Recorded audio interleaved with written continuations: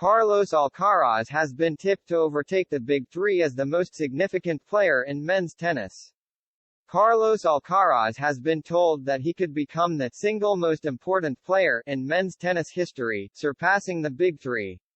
The 19-year-old enjoyed a breakthrough 2022 season that culminated with him winning the US Open and ascending to number 1 in the world, but has since been set back by two different injuries. Despite his recent physical woes, Mats Wilander believes Alcaraz will be bigger than Novak Djokovic, Rafael Nadal and Roger Federer even if he doesn't win as many Grand Slam titles. Alcaraz fulfilled his potential as tennis' next big thing last season when he won 5 titles, including the US Open. Following his triumph in Flushing Meadows, he became the first teenager to lift a Grand Slam trophy since Rafael Nadal 17 years prior and reached the top of the rankings, making him the youngest ATP number 1 in history. Things haven't gone to plan since as the Spaniard tore an ab muscle during the Paris Masters, which forced him out of the ATP Finals and Davis Cup, and he recently announced that he had picked up a new leg injury during his preseason training which forced him to pull out of the Australian Open. But one former pro isn't concerned about the teenager's recent injury woes, and has tipped him to become the single most important player we have ever had.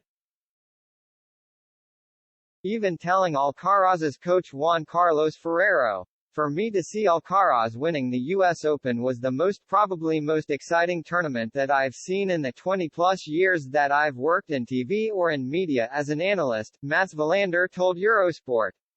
"I have said that I think if Alcaraz can keep winning, and I've even told Juan Carlos Ferrero this in private, he could turn out to be the single most important tennis player that we have ever had in our sport." The 7-time Grand Slam champion knew his comments would likely prove controversial given the success of the Big Three, but Wilander explained his logic. He continued, "People are going to say, what do you mean? Isn't Roger Federer? Isn't Rafael Nadal? Yes, they are absolutely, incredibly important. But here you have a guy who is trying so hard, he is so fast, he is playing with so many different shots, and he's serving and volleying at 15 to 30. He's 19 years old. He's hitting drop shots at 15 to 30. He's 19 years old. Then he dives, and at the end of it, he's smiling and he's laughing.